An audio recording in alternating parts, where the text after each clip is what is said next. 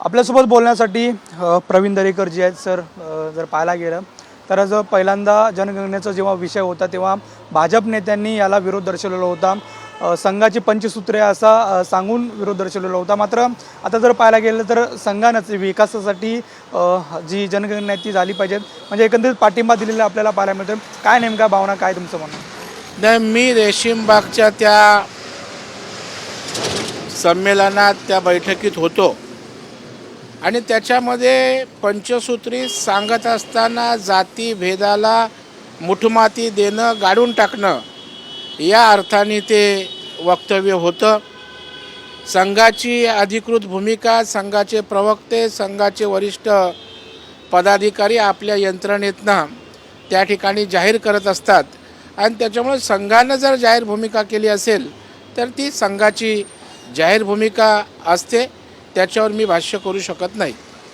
मात्र जर दुसरीकडे पाहायला गेलं तर जे भाजप आणि भाजपमध्ये एक वैचारिक आणि RSSमध्ये एक वैचारिक बैठक झाल्याची माहिती जितेंद्र आव्हाडांनी समोर आणलेली आहे आणि भाजपने एकट्यानेच लढावं, इतर पक्षांना जे आरोप केलेले आहेत त्यांनी लढू नये, एकत्रच लढावं असं एकंदरीत ज्या चर्चा आहेत त्या सुरू असलेल्या आपल्याला पाहायला मिळतात. जितेंद्र आव्हाड असं म्हणतात. भाजप ही भारतीय जनता पार्टीची मार्गदर्शक पालक संघटना आहे आणि त्याच्यामुळे सातत्यानं या ठिकाणी सामाजिक राजकीय मार्गदर्शन संघाचं होत असतं आणि म्हणून नेहमी त्या ठिकाणी संघटनात्मक गोष्टीवर चर्चा करत असताना संघटन मजबूत व्हावं ही भूमिका पक्षाची असते, RSSची असते आणि त्या अर्थानं कुठल्याही निवडणुकीला सामोरं जात असताना आपण स्वबळाच्या तयारीनं त्या ठिकाणी राहावं आणि ज्या वेळेला महायुती होते त्यावेळेला आपल्या युतीतल्या घटक पक्षांना पण आपल्या संघटनात्मक ताकदीचा उपयोग व्हावा अशा प्रकारचा क्लिअर विचार आमच्या भारतीय जनता पार्टी संघटनेचा असतो, RSSचा मार्गदर्शन करताना असतो आणि त्याच्यामुळे आम्ही तर सगळ्या 288 मतदारसंघात संघटन बांधत असतो. परंतु याचा अर्थ घटक पक्षांना सोडून देणार आहे ते आमच्याबरोबर नसणार असं नाही आहे. उद्या आमच्या या संघटनात्मक ताकदीचा उपयोग या ठिकाणी शिंदेसाहेब आणि अजितदादांच्या पक्षांनासुद्धा निश्चित या ठिकाणी महायुतीमध्ये होणारच आहे. दुसरीकडे जर पाहायला गेलं तर आज दिवसभर भाजप आक्रमक आहे.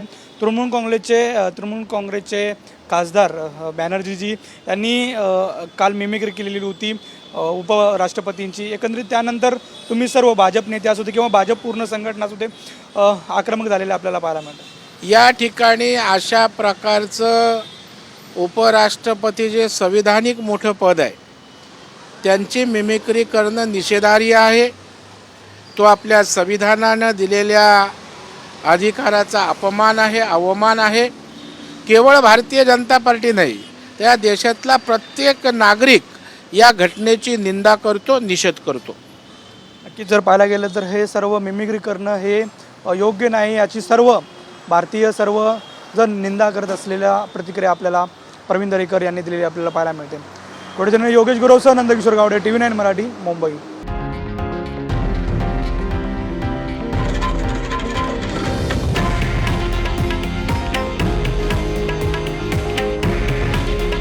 हे आहे देशातील नंबर 1 न्यूज नेटवर्क आणि आपण पाहत आहात TV9 मराठी. काळजी तुमची, हित महाराष्ट्राचं.